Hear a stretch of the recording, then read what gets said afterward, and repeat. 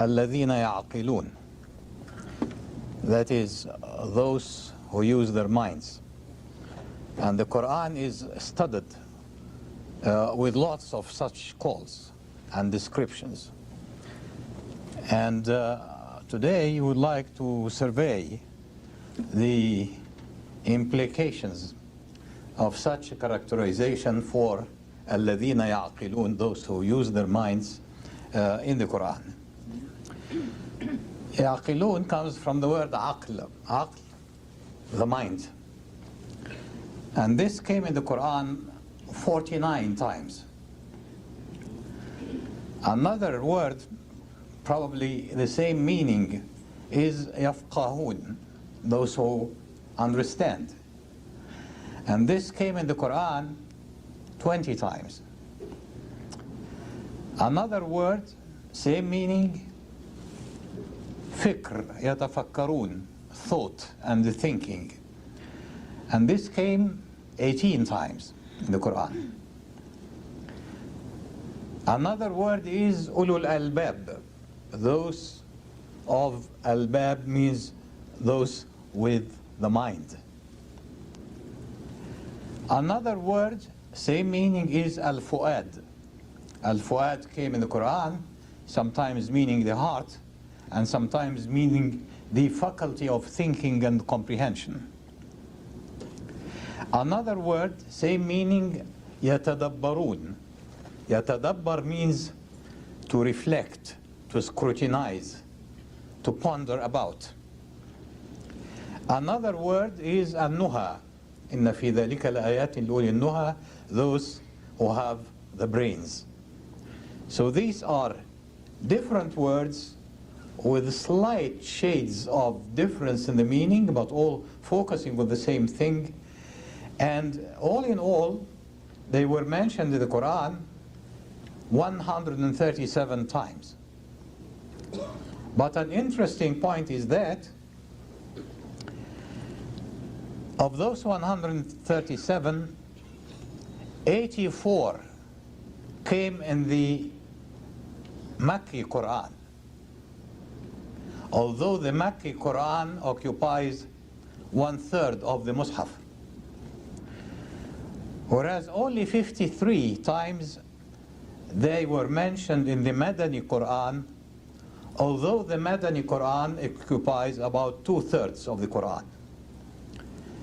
And it is obvious that there is a special concentration of this meaning, using the mind, in the Makki Quran.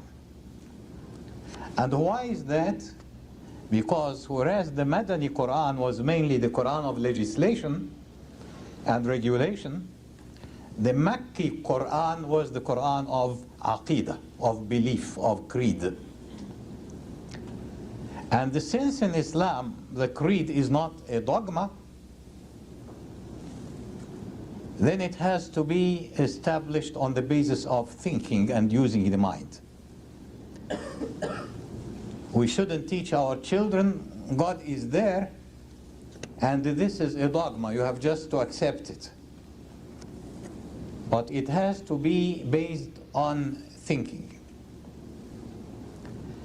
And every time the Quran says الَّذِينَ يَعْقِلُونَ الَّذِينَ يَعْقِلُونَ, it says if you use your mind, you will arrive at the creed of Islam. As a matter of fact, the Sharia of Islam, which is the total address by Allah to the Muslims, is said to derive from two sources, the Quran and the Sunnah, and is said to be targeted at the fulfillment of 5 main goals, which are called the maqasid al-Sharia. And the 5 famous goals of the Sharia are the protection and preservation of life, including health, including birth, anything that deals with life. Number 2, protection and preservation of religion. Number 3, the protection and the preservation of the mind. And number 4, ownership. And number 5, family. And so, to make the mind one of the principal 5 goals of the Sharia should alert us to the significance and importance of using the mind. And why is that? For several reasons. To start with, it is through the mind that we knew God. It is not, boy, there is God, He is called Allah. You have to believe this.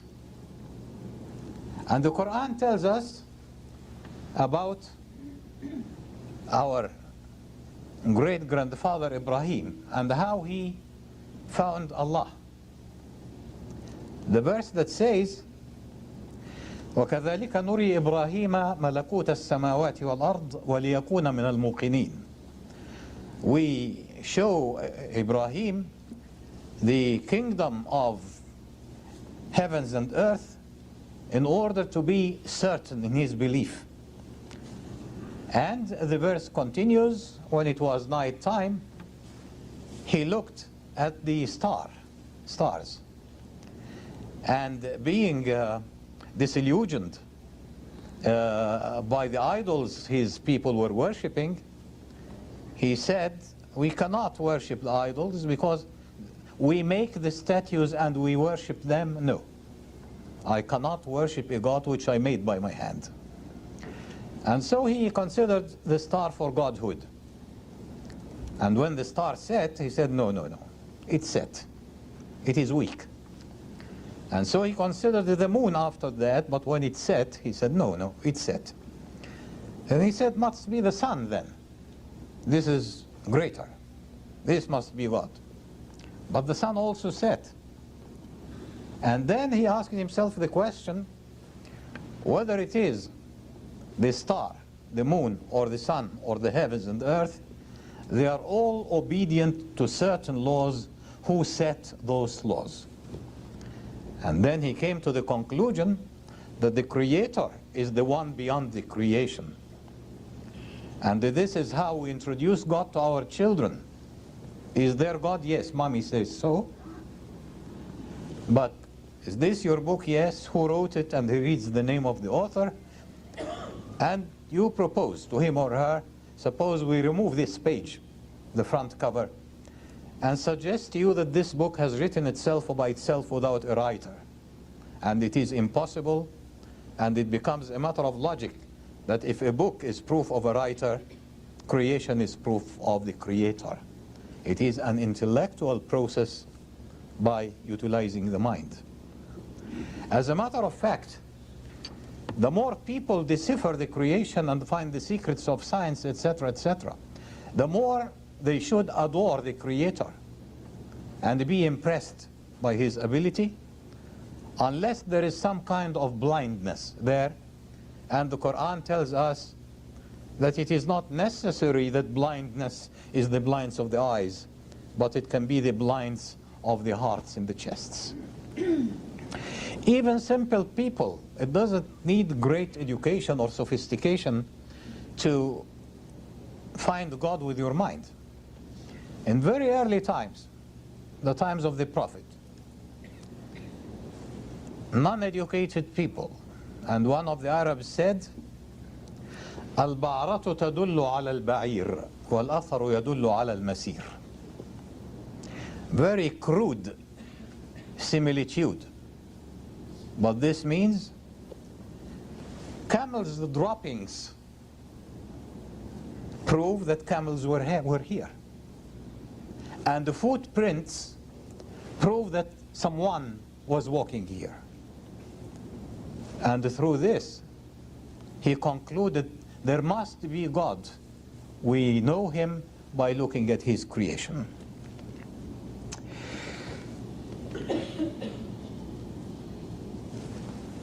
As a matter of fact, in my youth, looking up the dictionary for a word, it occurred to me that if someone proposed to me that the dictionary was so arranged following an explosion in a printer's shop, after which all the letters just were thrown up high in the sky and fell down, and by chance when they fell down, they were found so arranged in the way they are in the dictionary. And you can't swallow it. No mind can accept it. Something that carries the making should have a maker, and therefore God is. God has certain names in different languages. In Arabic it is Allah, in Hebrew it is Elohim, in French it is Dieu, in Latin it is Theos, in Persian it is Khoda. But the English language is one of the poor languages. It doesn't have a name for the Creator, and all they do is write God, but with a capital G at the beginning to denote Him. If there is God, let us use our mind again, He must be the greatest, He must be the largest, He must be the most able, He must be the unlimited. No one is more than Him in any respect. No one before Him, no one after Him, no one so obvious, no one so hidden, as the Qur'an says, هو الأول والآخر والظاهر والباطن. And this is the feature of the creation, of the Creator. And asking ourselves the question, use our minds, well, there is a Creator, so what? And the answer comes that if there is a Creator, let us ponder on His creation, and we find that we human beings are unique. Because we are endowed with knowledge, with a concept of good and evil, with the freedom to choose, and therefore with the accountability for our choices. So other creatures are programmed to do what they do. May be programmed by physical laws, chemical laws, or even biological laws. But they respond to their program. We don't respond to our program. We have the same instincts, inclinations, and feelings and desires as the animals, but we don't just respond. We have the knowledge. We balance good and evil. We are free to choose to do this is that or that, and therefore we are accountable. And this is the nobility of humanity, because we are the only species who are debating with ourselves and making choices. And maybe, if necessary, restraining ourselves and controlling ourselves. And since we are accountable, Allah would love to see us pass this test of accountability. He gave us the autonomy. We are free to choose. But He would love to see us pass the test. And the way is to keep in touch, to always remind us of Him, of His code of good and evil, and of the inevitability of accountability. And the way to keep us reminded is to choose a chain of messengers and the prophets all over human history. And of course, we see that some of us live in evil and die. Did they get away with it? No. There must be accountability. It is part of us. It is the way in a universe which is built on very delicate balancing. Slightest imbalance would lead to a cosmic catastrophe. Or if people lived in evil and died, and people lived for the truth and die, and this is the end of it, this would be against the balancing. This would be the wastage of the concept of accountability. So there must be a life after this life, when we'll stand accountable for what we did in this life. And of course, to contact the messengers and the prophets, Allah used several ways, one of which is to send angels to them, to record our doings in this life, there is probably a system of angels that watch us and record, etc. And finally, we know that our choices are not absolute. There are certain things that happen to us or around us which are beyond our choices, and for which we shall not be accountable, and which we should accept as part of God's plan, even if we don't understand them, and even if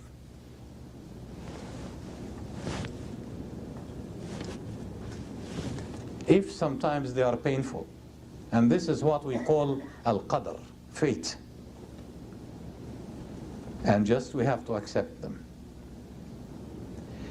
If you review what I've been telling you so far, on purely intellectual grounds, you would have noticed that what I said constitutes the 6 articles of faith in Islam. You know what they are? As Angel Gabriel went to the Prophet and asked him, tell me what is faith? And he said, to believe in Allah, His angels, His books, His messengers, the afterlife, and the fate, whether pleasing or displeasing. And we memorize this by heart. But even if you leave your heart aside and consider it on the basis الَّذِينَ يَعْقِلُونَ, using your mind would lead you to the articles of faith in Islam.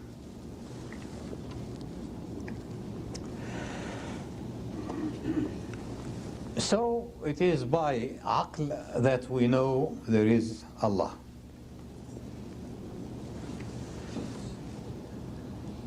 Again, the mind, number 2, is the interface between us and Allah.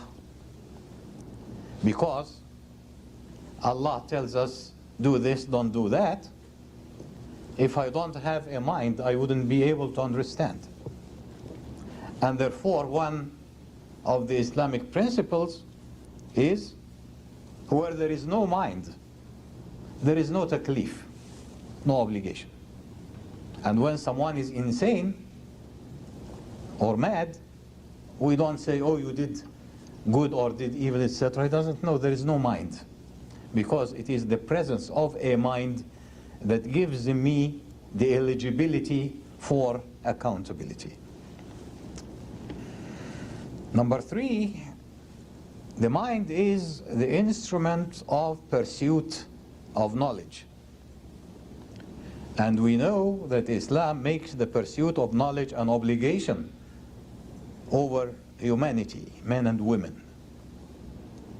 And we know that Allah gave us the book of Qur'an. But the book of Qur'an tells us to read the other book, which is the book of the universe. And the Qur'an exhorts us, don't they look, don't they see, don't they think? An example would be, أَفَلَا يَنْظُرُونَ إِلَى الْإِبِلِ كَيْفَ خُلِقَتْ وَإِلَى السَّمَاءِ كَيْفَ رُفِعَتْ وَإِلَى الْجِبَالِ كَيْفَ نُصِبَتْ وَإِلَى الْأَرْضِ كَيْفَ سُطِحَتْ.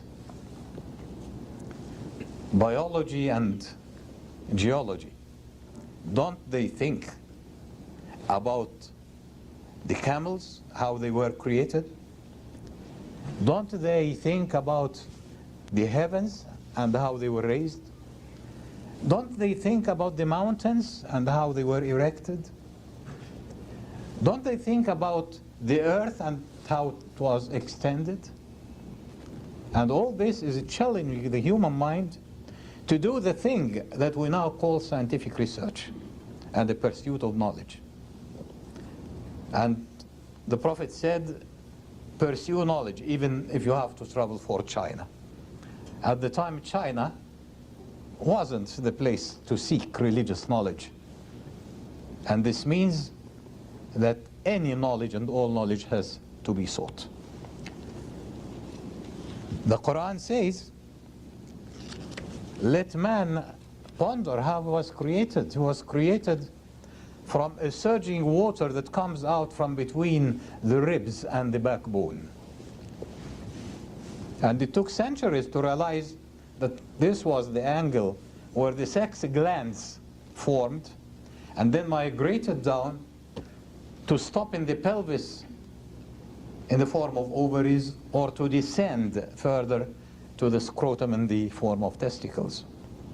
Embryology now tells us that the origination of the sex glands is the angle between the ribs and the backbone. ألم ترى أن الله أنزل من السماء ماء فأخرجنا به ثمرات مختلفا ألوانها. Didn't you see that Allah sent water from the sky and brought out through it various fruits with different colors? وَمِنَ الْجِبَالِ, and of the mountains there are tracts that are white and there are others that are intense black. وَمِنَ النَّاسِ وَالدَّوَابِّ وَالْأَنْعَامِ مُخْتَلِفٌ أَلْوَانُهُ كَذَلِكَ. Out of people and beasts and cattle, you get also creatures with different hues and different colors. And then the Quran says, إِنَّمَا يَخْشَى اللَّهَ مِنْ عِبَادِهِ الْعُلَمَاءِ. Out of his servants, the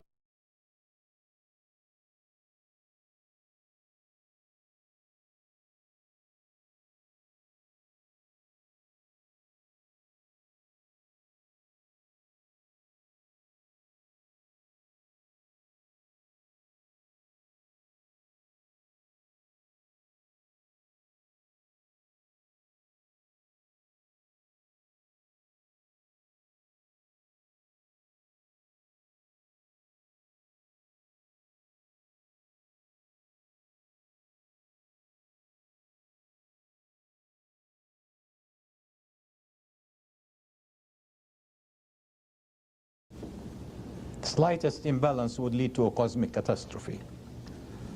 Or if people lived in evil and died, and people lived for the truth and die, and this is the end of it, this would be against the balancing. This would be the wastage of the concept of accountability. So there must be a life after this life, when we'll stand accountable for what we did in this life. And of course, to contact the messengers and the prophets, Allah used several ways, one of which is to send angels to them, to record our doings in this life. There is probably a system of angels that watch us and record. And finally, we know choices are not absolute. Our choice, there are certain things that happen to us or around us which are beyond our choices and for which we shall not be accountable, and which we should accept as part of God's plan, even if we don't understand them, and even if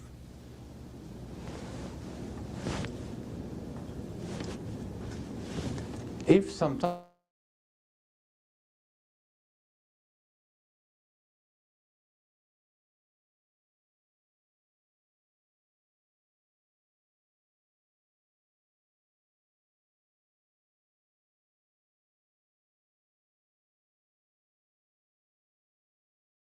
it is corrugated like that.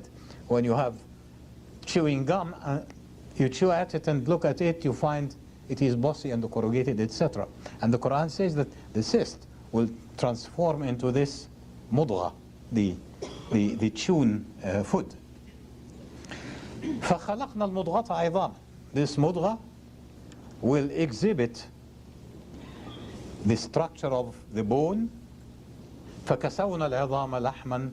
And we clothed the bones with the flesh. This is embryology. This is embryology, and it wasn't known at the time of the Prophet. It is known in our century and the part of the century before. But it exhorts the human mind. Think, discover, find, use your mind.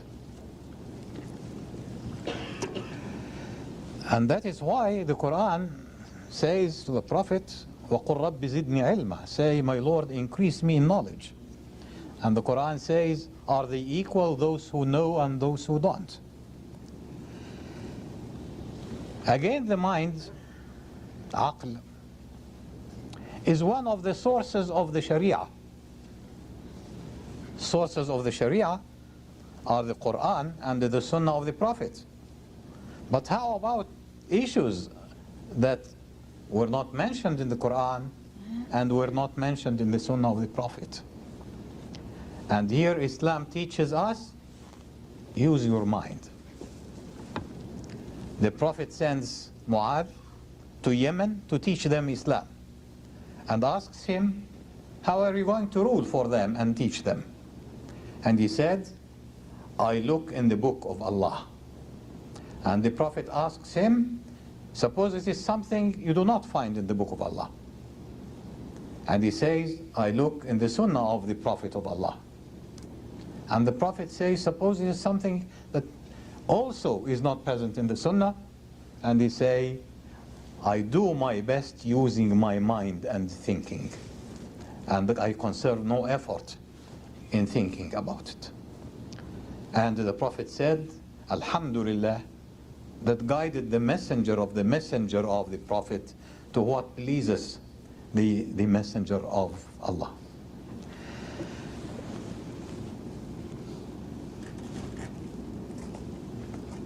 One such thing that is not mentioned in the Quran and Sunnah, there are many, that we have to work out with the use of our mind. And that is the chapter in Sharia that is called Ijtihad. Is that, for example, we know that the Quran prohibited the drink of alcohol. And the reason for prohibiting the drink of alcohol is it stops the mind. It corrupts the mind. And the Sunnah, of course, prohibits the drinking of alcohol. But there is no mention in the Quran or the Sunnah about cocaine or heroin. No mention. Does that mean we use them? If we do, we are out of our mind. But through the use of the mind, we know that alcohol was prohibited because its deleterious effect on the mind. So anything that has a similar deleterious effect on the mind should be haram by the Sharia also. And this behooves Muslims to keep using their mind all the time, to keep abreast. The Sharia can never be old, can never be unfit for certain places or certain times. Then we use our mind to differentiate between what is appropriate and what is inappropriate. A horse comes into this room, it feels the urge to urinate. Do you think it will ask you where is the restroom? No, it is programmed. It feels, it does. It feels, it responds. But if one of you comes in and does it, same urge, same feeling, same biology, but they would be to blame, because we are supposed to discriminate what we should do from what we shouldn't. And this is a function of our mind. I remember the news of a man who tailored for himself the suit of Superman. And he was a man who took drugs. And under the influence, he went to the top of a high building and he imagined he was Superman. And jumped and died. What was out of function here? The mind. And therefore we cannot live our correct life without the mind. And therefore, we owe our minds two things. The one is to protect them.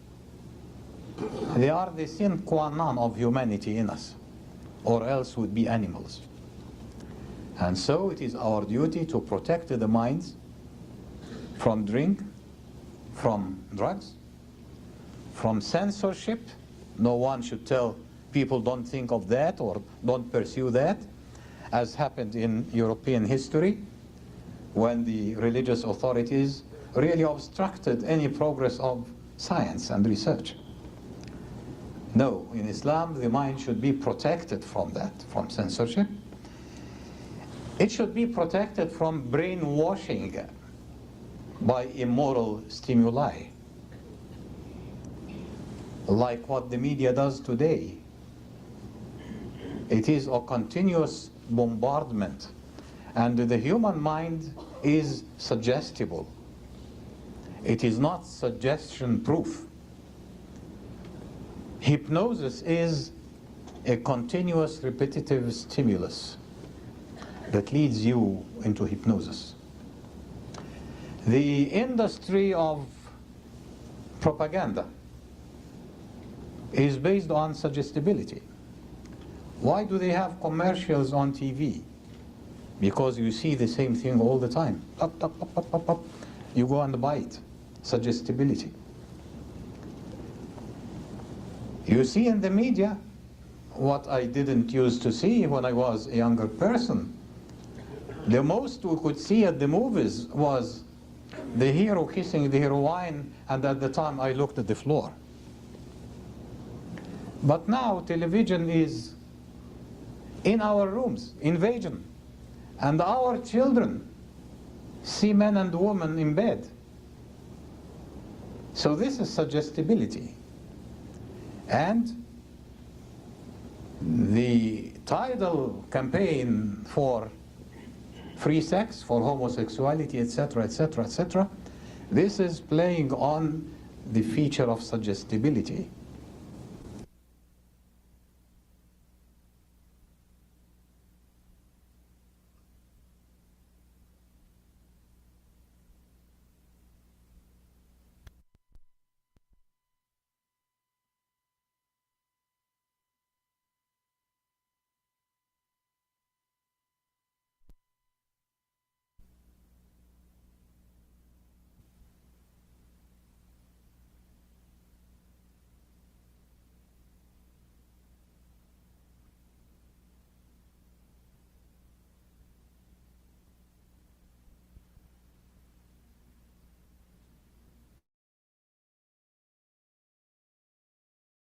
Campaign for free sex, for homosexuality, etc., etc., etc., this is playing on the feature of suggestibility.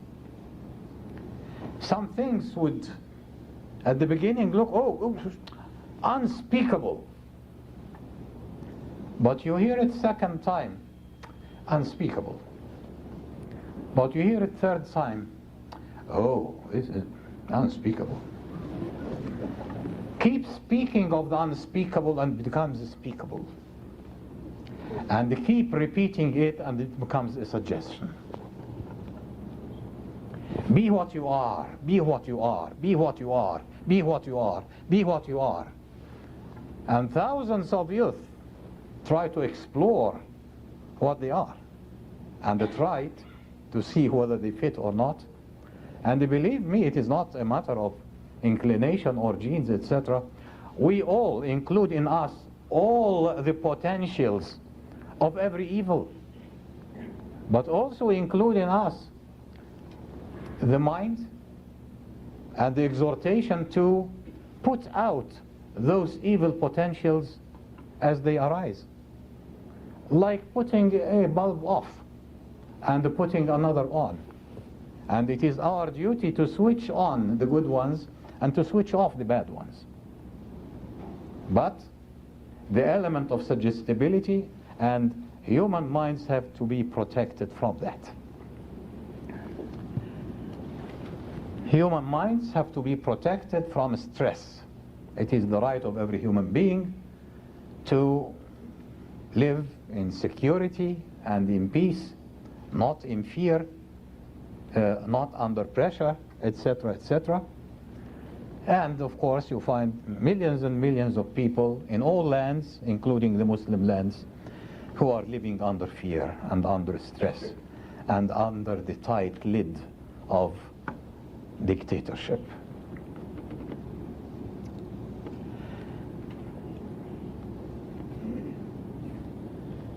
A country like America tried once to prevent alcoholic drinks, the prohibition, and they failed. They failed because they depended on policing people. But let people, through their minds, ascend to faith and to belief and of accepting their Creator Allah, and therefore it becomes natural, if He is my God, I obey Him, and it is a weakness of my faith in Him if I disobey Him. If He says don't drink, but I drink. If He says pray and fast, but I say I'll fast only but not pray. If He says pray 5 times a day, but you say I pray 2 times a day. No. This leads that your mind is short of understanding what the Creator is. And this means that you haven't used your mind enough. But it is through the mind leading to faith that alcohol was prohibited in Islam.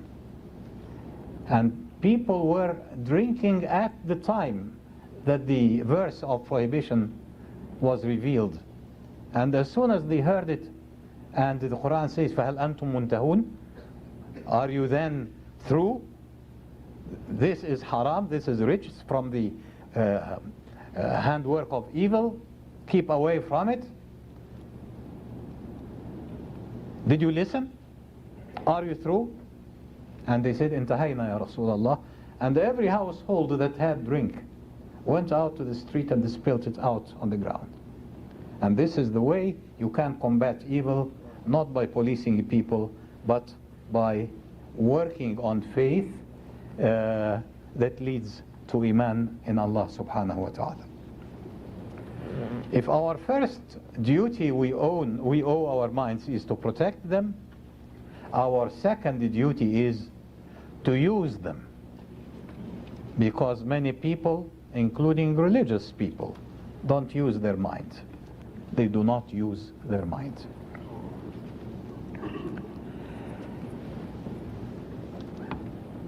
Allah subhanahu wa ta'ala says in the Qur'an, وَلَقَدْ ذَرَأْنَا لِجَهَنَّمْ كَثِيرًا مِنَ الْجِنِّ وَالْإِنسِ لَهُمْ قُلُوبٌ لَا يَفْقَهُونَ بِهَا وَلَهُمْ أَعْيُنٌ لَا يُبْصِرُونَ بِهَا وَلَهُمْ آذان لا يسمعون بها ولهم أعين لا يبصرون بها أولئك كالأنعام بل هم أضل أولئك هم الغافلون. Those who don't use their mind. We have destined to hell many amongst the humans and the jinn. They have minds but they don't use them. They have ears but they don't listen. They have eyes but they don't look and discriminate. These are like cattle, but they are even more stray than cattle. So not to use the mind is a grave sin in Islam. We read in the Qur'an when the kafirs will go to hellfire. And what they say? قالوا لو كنا نسمع أو نعقل ما كنا في أصحاب السعير. They said, if we just listened and used our minds, we wouldn't have been amongst the people of hellfire. So this is the significance of using your mind. إن شر الدواب عند الله الصم البكم الذين لا يعقلون. The vilest of all creatures in the sight of Allah are those who are deaf and mute and who do not use their mind. And this is the significance of using the mind in Islam. Don't tell me I'm not using my mind because my sheikh, my alim, told me to do that, so I have to obey him. Some time ago we met a group of Sufis, and they had their sheikh with them, and I praised the man and praised the group and praised the concept of self-purification, which is the essence of Sufism. But I told them, but I have one main reservation that keeps me out of it. And I'm not going to tell it. Perhaps I tell it to the Sheikh between him and me. Of course, after the meeting, the Sheikh came to me, what is your reserve?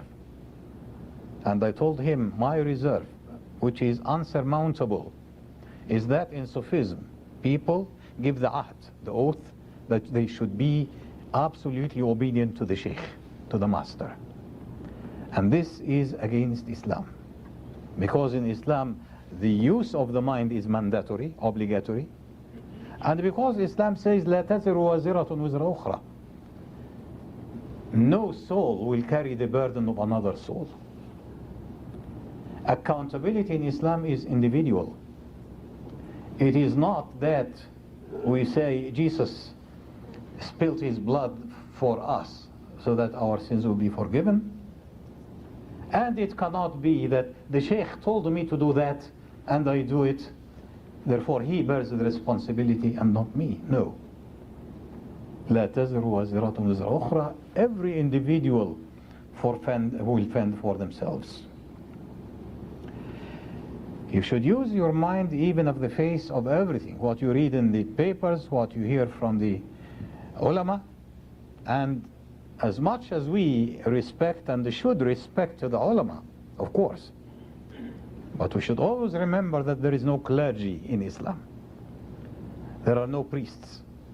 I listen to the alim, he is more learned. I listen intently, I pay due respect, but I have to use my mind.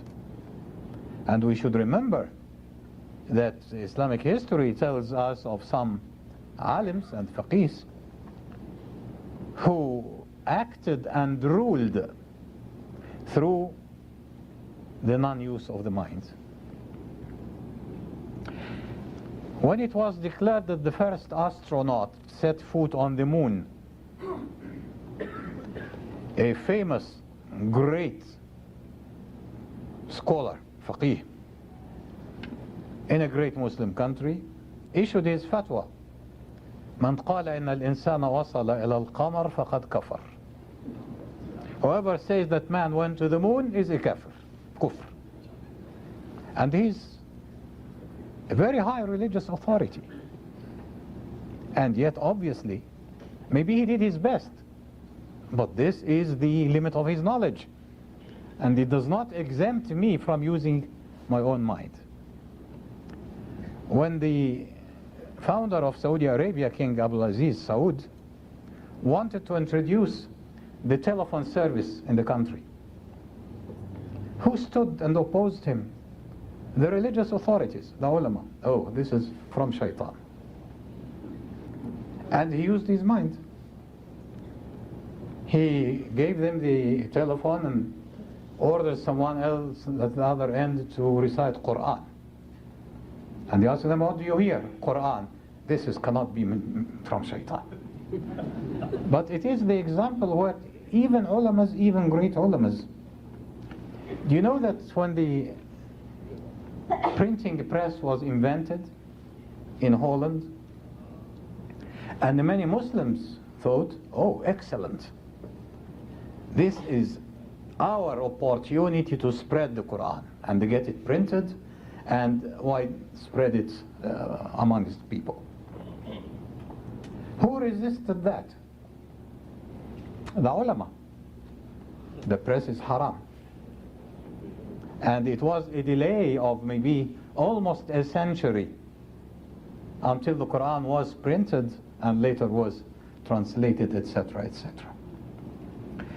So respect the ulamas, but don't worship them. And respect their knowledge, but use your mind. Great Muslims set examples for the use of the mind. Omar ibn al-Khattab would be asked a question and he gives an answer, and the following year he's asked the same question and gives a different answer. How come last year you told us this? And you would say, last year I ruled upon what I knew. Now I rule upon what I know. And with the change of knowledge, there can be change of rulings. We are the religion with a very rich heritage of religious thinking, schools of thought, madhabs, Hanafi, Shafi'i, Hanbali, Maliki, Ja'fari, etc. And they conflict and have different views on different things, but they are all deriving from the Qur'an and the Sunnah. Because Islam not only allows but exhorts people to use their mind. And maybe you use your mind and I use mine, and we really reach different conclusions. But as long as we are not conflicting with the Qur'an and the Sunnah, then it will be all right. With all this, I have, however, to warn you that we shouldn't go to extremes. Because some people, through the use of the mind, would say, well, Allah ordered us to pray and to fast, etc., to make us better people. If we can have our own set of meditation and self-preparation, purification, to reach the same goal, then we shouldn't do the worship as prescribed by the Qur'an. No. This would be flagrant disobedience. When Allah speaks, there is only one answer: we hear and we obey. And so the one extreme is not to use the mind, the other extreme is to idolize the mind. As a matter of fact, the crisis we are in now, among the symptoms of which is the long debate, is God dead? You must have read this in Time magazine and the other press over decades, about 30 years now. The use of the mind led to us to the separation church of the state, which is very correct in America and in Europe, of course, because it was based on the historical events. When the church became a great authority, it monopolized the people and the minds of people, and it prevented scientific research and scientific progress. And so when the time came and time moves forward and knowledge and the freedom of thought prevailed, they banished the church and told the church out, you are not to come and mingle in the state affairs. This is very logic. But there are 2 points to make. Mind can be deceptive because it was the illusion of the mind to interpret the separation of the church and the state to mean the exclusion of God from human life. And they are not the same. But you now go to any school district and tell them, we want to teach the children truth. We want to teach them to be straight. We want to teach them no alcohol. We want to teach them you should not be what you are, but be what you should. And they say, oh, you are mingling church and state. And this is a misconception of the use of the mind. In Islam, revelation is supported by the mind, and the mind is guided by the revelation. أقول قولي هذا وأستغفر الله. السلام عليكم ورحمة الله.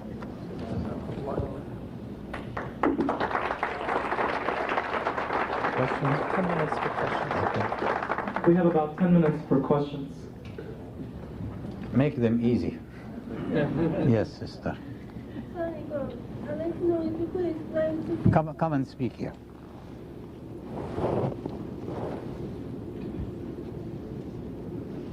I'd like to know if you could explain 2 things for me. One, the difference between the life hereafter and the resurrection, and why is it said that some Sufis and Shafis indulge in marijuana and cocaine for spiritual purposes? This is confusing to me. You didn't hear it? What happens after death? And that is one question. And she knows that some mystics and Sufis indulge in drugs as part of their spiritual ascension. First part, the culmination of my life experience about the hereafter is that we know that what we do here is a test, the results of which will be announced in the hereafter, and we will be accountable for them. And there will be reward and punishment, and there will be a lot of forgiveness as well. And I am aware of the religious rule that says nothing is in common between what is here and in the hereafter but the names. But the Quran says milk. Is it cow's milk or buffalo's milk? Or? No. Just using a name we are familiar with, but what really is in the hereafter is, as the Prophet says, what no eye has ever seen, what no ear has ever heard, and what no imagination could ever capture. So I decided not to worry myself about that. I am required to behave in a certain way, I behave in a certain way, and to me this is everything. As for mystics utilizing drink and drugs, etc. for spiritualities, this is absolutely against Islam, of course. It cannot be reconciled with Islamic values, however Islamic they claim to be.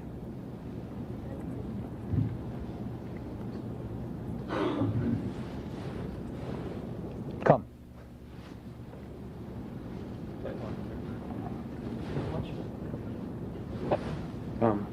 Do you think that the literature and film and TV is more reflection on society, what people see in society, or do you think society acts the way they do because of what they see on TV or what they're exposed to in the media? It works both ways. What television takes is things that happen in society, but it takes them to every bedroom in the United States of America. And it presents them to every child in the United States of America. And this is against Islam. When an evil happens, we should isolate it and cover it. But to send the bombardment of suggestive art to people certainly would be suggestible to them so that they might fall into it. Assalamu alaikum wa rahmatullah. Last question? Yes, you told about the heroin as a mind-altering drugs. So how about the other drugs that is mind-altering but using pharmacologically like antidepressant and anti-schizophrenics? الضرورات تبيح المحظورات. When there is a genuine necessity, then it becomes legitimate as long as the necessity exists. To take a knife and cut open my tummy, of course, is haram. But when this is done because I have an acute appendix that has to be removed, it becomes permissible and becomes halal. And so, in the medical field, things that are necessary for the health are permitted. It is like the Quranic says, فَمَنْ اضْطُرَّ فِي مَخْمَصَةٍ غَيْرَ مُتَجَانِفٍ لِإِثْمٍ فَإِنَّ اللَّهَ غَفُورٌ رَحِيمٌ. When there is a necessity, and the religious ruling, the fiqh ruling is necessities overrule prohibitions. Thank you very much.